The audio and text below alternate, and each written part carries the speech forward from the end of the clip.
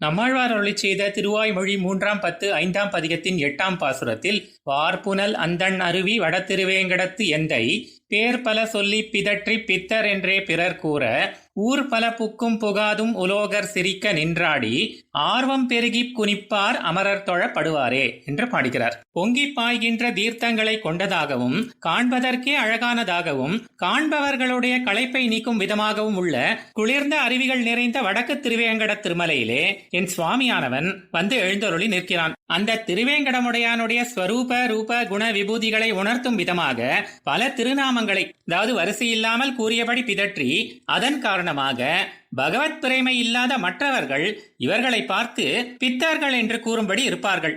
இப்படி ஸ்ரீ வைஷ்ணவர்கள் ஏற்றுக்கொள்ளுதலை காட்டிலும் மிளகாழ்வானுக்கு ஆனது போல ஸ்ரீ வைஷ்ணவர்கள் அல்லாதவர்களால் இவன் நமக்கு வேண்டப்படாதவன் என்று தள்ளுவதே சிறந்தது என்று கூறுகிறார். இப்படியாக மனிதர்கள் உள்ள இடங்கள் மனிதர்கள் இல்லாத இடங்கள் என்று வேறுபாடு பார்க்காமல் எல்லா இடங்களிலும் புகுந்து இவர்கள் இவ்விதம் செய்ய அதை கண்டு இவர்கள் செய்யும் செயல்தான் என்ன என்று உலகத்தவர் நகைப்பர். அந்த சிரிப்பே தனக்கு தாளமாக கொண்டு ஆடி அவர்கள் சிரிக்க சிரிக்க மேன்மேலும் தூண்டப்பட்டும் சர்வேஸ்வரன் மீது அன்பு கரை புரண்டு ஓடியும் இன்னும் அதிகமாக குதித்தபடி இருப்பார்கள். இப்படிப்பட்டவர்கள் தான் நித்தியசூரிகளால் கொண்டாடப்படுவார்கள் என்று கூறுகிறார்.